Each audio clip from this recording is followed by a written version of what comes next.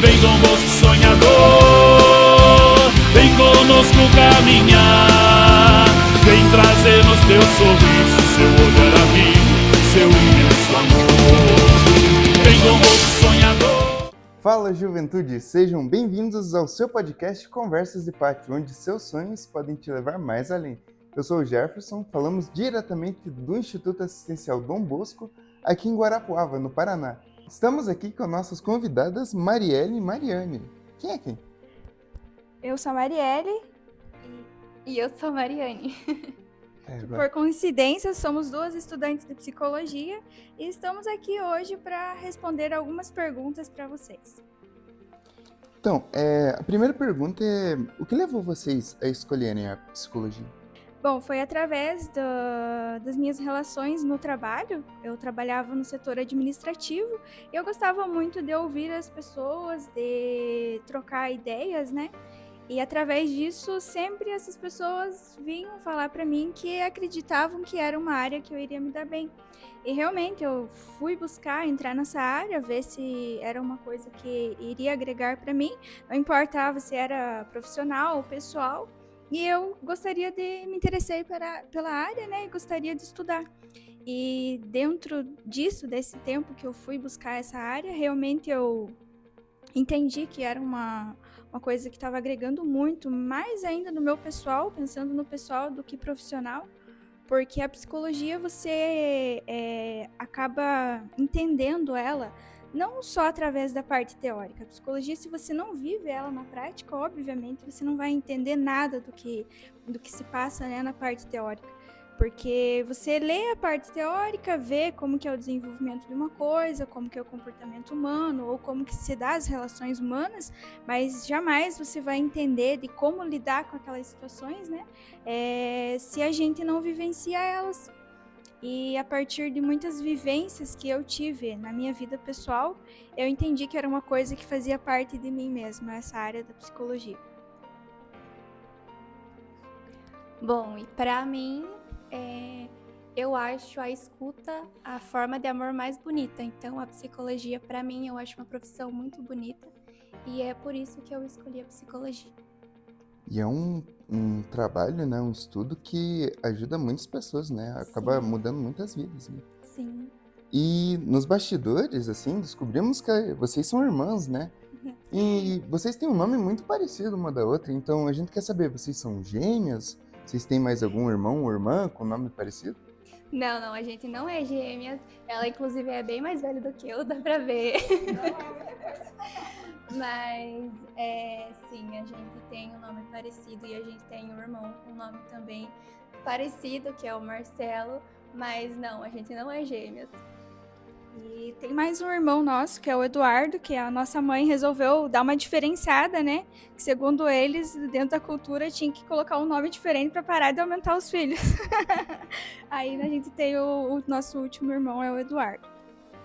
Coincidentemente, o nome do nosso câmera também é Eduardo. Ninguém tá vendo ele, mas ele tá aí gravando pra gente, né, meu amigo Eduardo? É um nome muito bonito mesmo. Sim, ó. Eu tenho um primo que se chama Eduardo. Nada a ver com o tema, mas... E sobre qual é a importância da psicologia no contexto social? Bom, a psicologia, né, no contexto social, ela é muito importante porque o psicólogo ele precisa, né, fazer esse processo da escuta ativa, né, desse entendimento e levar essas demandas, né, através do seu estudo e de uma rede de apoio, ele conseguir trazer o entendimento sobre cada situação que está acontecendo, né, dentro de um contexto educacional, por exemplo, e conseguir fazer o acolhimento dessas pessoas, né? Acolher e desempenhar, de alguma forma, ajuda através da escuta ativa. E quais são as formas de abordagem psicológica com os adolescentes, principalmente aqueles que estão mais vulneráveis, assim, sabe? Bom, falando de um contexto educacional, né, a gente busca, primeiramente, vai ter essa parte da escutativa, né? E através dessa escutativa, da observação, entendimento da demanda, né? a gente vai fazer uma parte de uma rede de apoio, né? Através dessa rede de apoio também precisa, e um trabalho multidisciplinar, que é um trabalho onde você une as áreas envolvidas dentro desse contexto educacional para conseguir ser o suporte e apoio para esses jovens ou para essas pessoas que estão em situação de vulnerabilidade, né? Você tem muita, por exemplo, qual é mais tranquilo, assim, de conversar, assim, por exemplo, numa sessão, sabe? Um adolescente ou um adulto? Qual é, tipo, consegue se abrir de uma maneira mais fácil, assim? Qual leva mais tempo, assim, para poder conversar melhor? Aí é individual, né? Porque o ser humano, ele é individual. Todo mundo tem a sua individualidade, né? E a psicologia, ela estuda a subjetividade humana. É justamente o que é a gente internamente. Cada um tem a sua personalidade, cada um tem, né, o seu comportamento, por exemplo. Então, às vezes, é mais fácil você escutar uma criança, porque é uma criança mais ativa ali, mais interativa, né? Consegue conversar às vezes mais do que um adulto. Às vezes o adulto ele é mais retraído, ele é menos, né, introspectivo do que uma criança. Então depende da personalidade, né? Do ser humano. Então, é muito abrangente, né? Então, isso, é individual, individual de cada, né? Da personalidade. E o que muda nas questões psicológicas dos jovens e adolescentes antes da pandemia e depois da pandemia? Agora Então, a gente pôde, na verdade, observar que teve um aumento, né, da dependência às tecnologias, né? Porque os jovens, eles não podiam sair, né? Eles estavam isolados, então teve esse aumento do tempo de tela, né? As redes sociais e tudo mais. E isso acarretou também, o isolamento acarretou muita depressão e ansiedade, né? Por conta de que todos os seres humanos precisam da interação social, né? Então, quando foi cortada essa interação, é visível que teve sim um aumento e uma avaliação, né, diagnóstica bem maior de depressão e ansiedade. Porque os jovens, assim, né, ficaram, todos no geral, né, mas os jovens ficaram mais reclusos e, né, como você disse, ficaram muito, né, na frente das telas, né, por conta de IAD e tudo mais. Eu conheço muita gente que conversava, tipo, muito normalmente, assim, sabe? Era uma pessoa muito, sabe, mais descontraída, só que depois da pandemia mudou, sabe? Ela começou a ficar um pouco mais na dela, um pouco mais reclusa, mais isolada. sabe? Mais isolada, isso.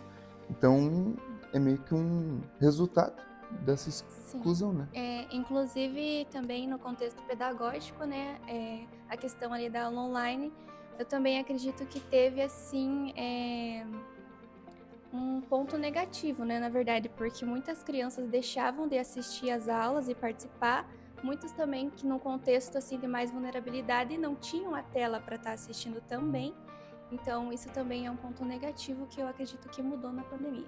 Sim. E pessoal, né, meu, que eu não tinha internet em casa até mais ou menos 2020, sabe? Foi um caso, porque eu não tinha internet, veio a pandemia, como precisava fazer, o meu pai, ele teve que assinar, então isso acabou acarretando, assim, eu poder participar das aulas online, só que eu era daqueles alunos, sabe, que, tipo, desligava a câmera, desligava o microfone e dormia no meio da aula. Seu um atraso, isso. né, no aprendizado de todo mundo, né? Exato. Acredito que seja isso. Muito obrigado por aceitarem esse convite. Nós agradecemos. Então, nos vemos no próximo capítulo do Conversas de Pátio. Mas antes, poderiam tirar uma frasezinha, Salesiano? Claro.